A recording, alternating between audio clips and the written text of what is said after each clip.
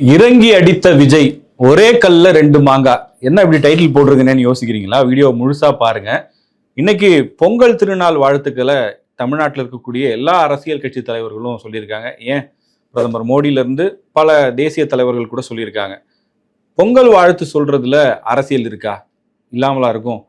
கொஞ்சம் ரீவைண்ட் பண்ணி பின்னாடி போனோம் அப்படின்னா, கலைஞர் முதலமைச்சராக இருந்தப்ப தை 1 பொங்கல் கொண்டாடுறோம் இல்லையா, இந்த நாள் தான் தமிழ் புத்தாண்டு அப்படின்னு அறிவிச்சாரு. வழக்கமா சித்திரை 1 தமிழ் புத்தாண்டு கொண்டாடுறது வழக்கமா இருந்தது.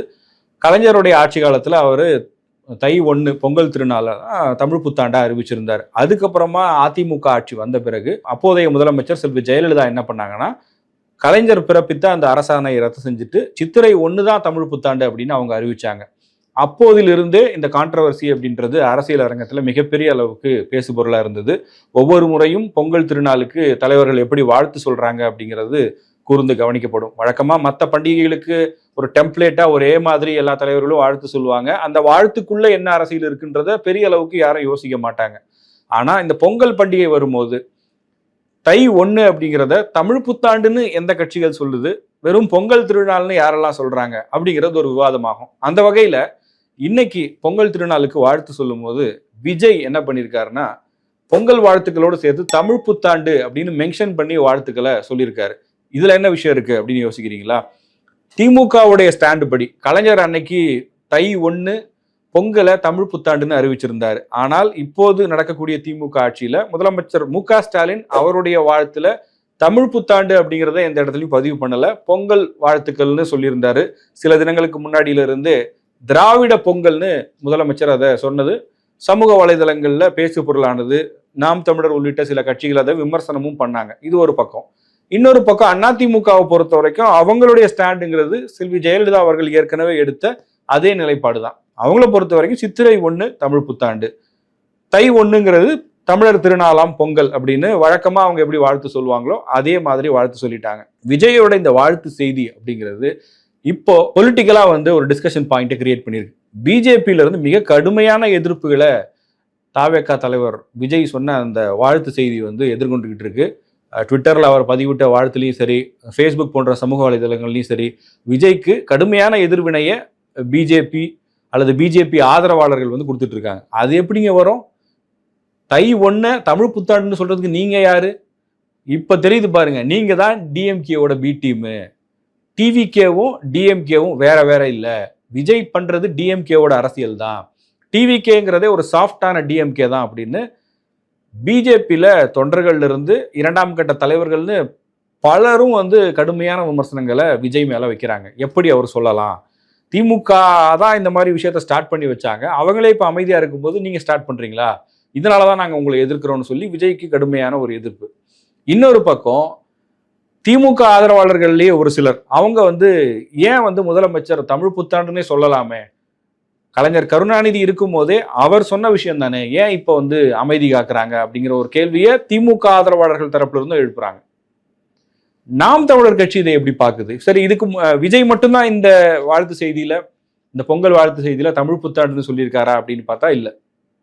நாம் தமிழர் கட்சியின் ஒருங்கிணைப்பாளர் சீமான் அவர் வெளியிட்டு இருக்கக்கூடிய பொங்கல் வாழ்த்து செய்தியில தமிழ் புத்தாண்டு அப்படின்னு குறிப்பிட்டிருக்காரு. அதே மாதிரி பாமக தலைவர் அன்புமணி ராமதாஸும் தமிழ் புத்தாண்டுன்னு குறிப்பிட்டு தான் வாழ்த்து சொல்லியிருக்காரு. நாம் தமிழர் சீமானா இருக்கட்டும், இல்ல பாமக தலைவர் அன்புமணி ராமதாஸா இருக்கட்டும், இவங்க இந்த முறை மட்டும் இல்ல, இதுக்கு முன்னாடியும் கூட இதே மாதிரி தமிழ் புத்தாண்டு அப்படின்னு தான் சொல்லியிருக்காங்க. சொல்ல போனா பாமக நிறுவனர் ராமதாஸுக்கும் தை 1 தான் தமிழ் புத்தாண்டு அப்படிங்கிற கருத்துல உடன்பாடு இருக்கு. இன்னைக்கு திமுகவோடு எதிர்நிலைப்பாட்டில் தான் பாமக பயணிக்குது. அதிமுக கூட்டணியில் இருக்காங்க. இருந்தாலும் தமிழ் புத்தாண்டு அப்படிங்கிறதுல அவங்க மாற்று கருத்து இல்லைங்கிறத தான் இந்த அறிக்கை மூலமா வெளிப்படுத்தியிருக்காங்க. சொல்லப்போனா தமிழ் புத்தாண்டு தை 1ங்கிறத ஏத்துக்காத பாஜக இருக்கிற அதே கூட்டணியில பாமகவும் இருக்கு.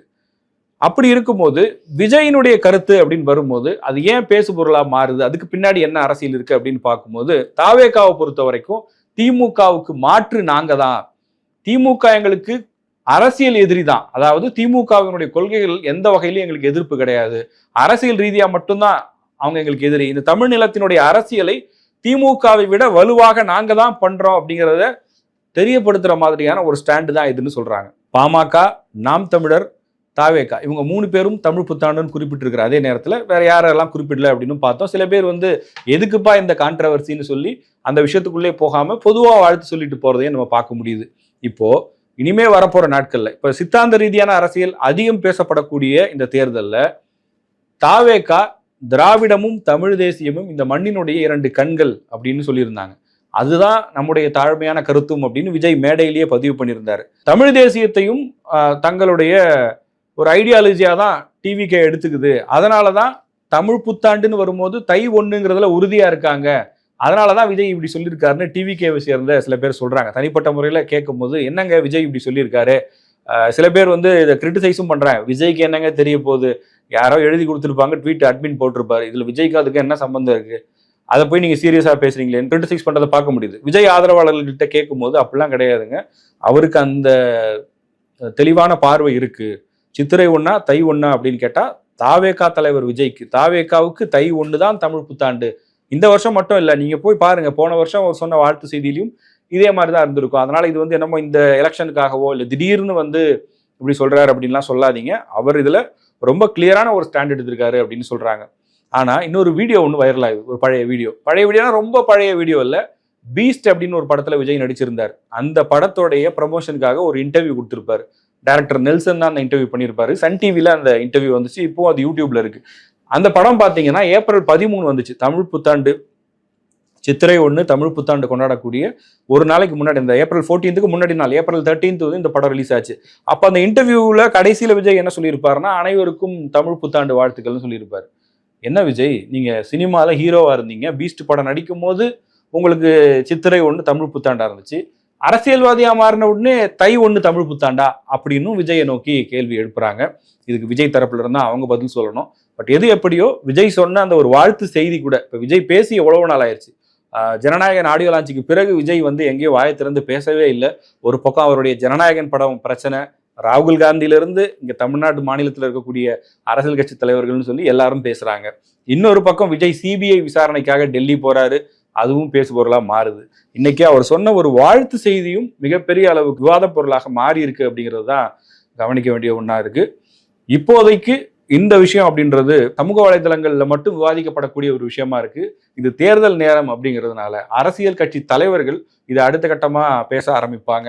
அடுத்து வரப்போற ஆட்சியில தை 1 தமிழ் புத்தாண்டா இருக்க போதா, இல்ல சித்திரை 1 தமிழ் புத்தாண்டா இருக்க போதா, திமுக பழைய ஸ்டாண்டை மறுபடியும் எடுப்பாங்களா, இல்ல இப்போதைக்கு இதெல்லாம் வேணான்னு சொல்லி அமைதியா இருப்பாங்களா அப்படிங்கிறத இனிமே வரப்போற நாட்கள் தான் சொல்லும். உங்களுடைய கருத்து என்ன? விஜய் சொல்லியிருக்கிற இந்த விஷயமா இருக்கட்டும், இல்ல தமிழ் புத்தாண்டு விஷயத்துல ஏற்பட்டிருக்கக்கூடிய சர்ச்சை, இது குறித்து நீங்க என்ன நினைக்கிறீங்க அப்படிங்கிறத கமெண்ட் செக்ஷன்ல சொல்லுங்க.